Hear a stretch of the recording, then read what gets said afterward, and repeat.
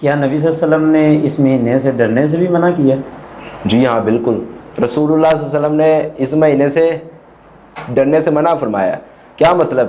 یعنی ایک انسان کاروبار شروع کرتا ہے تو اگر سفر کا مہینہ آ گیا تو وہ کاروبار کو روک لیتا ہے۔ جی جی شادیاں ہیں، شادیاں روک لی جاتی ہیں کاروبار، جس طرح محرم الحرام ابھی گزر کے گیا، جس طرح محرم الحرام میں شادیاں نہیں کی جاتی۔ محرم الحرام میں آپ دیکھیں گے کہ بعض جو ہمارے جو احباب ہیں معاشرے کے اندر، وہ کیا کرتے ہیں، وہ جو اپنی چارپائی ہے نا، چارپائی کو الٹا کر دیتے ہیں۔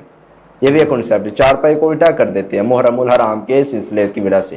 اور اسی طرح جو سفر کا مہینہ ہے، اب اس کی وجہ کیا ہے چار پہ الٹا کرنے کی؟ اس کی وجہ یہ ہے کہ وہ کہتے ہیں کہ محرم الحرام کے اندر حضرت حسین رضی اللہ تعالیٰ عنہ کی شہادت ہوئی تھی، اس وجہ سے وہ چارپائی کو کہتے ہیں ہم چارپائی پہ سیدھا نہیں لیٹ سکتے، کیونکہ ہمارے جو امام ہیں، معصومین ہیں، وہ اس میں شہید ہوئے ہیں، اپنے آپ کو ہم اذیت پہنچائیں گے زیادہ سے زیادہ۔ حالانکہ وہ کہتے ہیں ہم محبت میں یہ کام کرتے ہیں۔ میں سمجھتا ہوں اگر محبت میں یہ کام ہو تو پھر اب یہ ٹاپک اس طرف چلے جائے گا۔ جو اب سفر کا مہینہ ہے تو سفر کے مہینے کے اندر بندہ کاروبار شروع کرتا ہے۔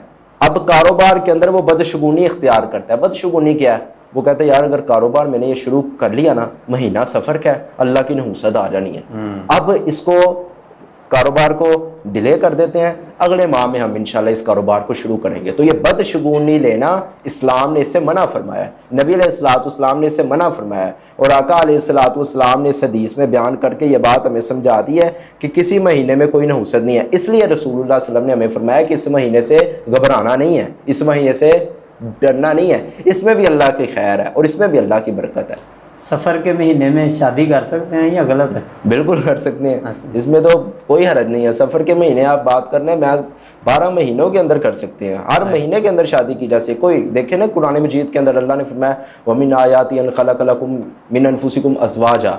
اللہ کی نشانیوں میں سے ایک یہ بھی نشانی ہے کہ اللہ ذوالجلال نے تمہیں جوڑا جوڑا پیدا کیا ہے، اور اسی طرح اللہ ذوالجلال ایک مقام پر ارشاد فرماتے ہیں فَانْكِحُوا مَا طَابَ لَكُم مِّنَ النِّسَاءِ، نکاح کرو عورتوں سے جو تمہیں پسند ہے۔ اس طرح نبی اب یہ اللہ ذوالجلال فرما رہے ہیں نکاح کرو، جو جن عورتوں سے تم محبت کرتے ہو ان کے ساتھ نکاح کرو جو تمہارے لائق ہیں۔ اب اللہ نے تو نہیں کہا کہاں کرنا ہے، کس مہینے میں کرنا ہے، یا اللہ نے تخصیص کر دی ہو کہ محرم میں نہیں کرنا، سفر میں نہیں کرنا، اللہ نے کہیں تخصیص نہیں کی۔ اسی طرح نبی علیہ الصلوۃ والسلام کا بھی فرمانا ہے، نبی علیہ الصلوۃ والسلام فرماتے ہیں صحابہ تزوجوا،